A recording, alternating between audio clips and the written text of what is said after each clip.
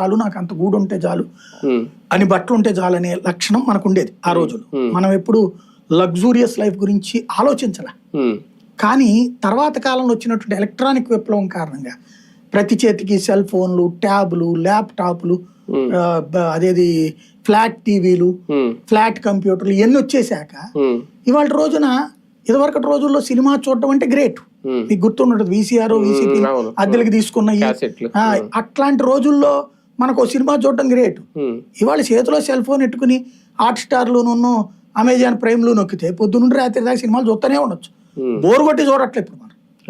అలాంటి స్టేజీ వచ్చాక వినోదం రొటీన్ అయిపోయింది, తిండి రొటీన్ అయిపోయింది. ఇదివరకు ఎక్కడికో వెళ్ళి తినాలా, ఎక్కడుందో ఎత్తుక్కుని. ఇవాళ రోజున చేతిలో ఉంది, స్విగ్గీలో జొమాటోలో నొక్కితే ఏది పడితే అది.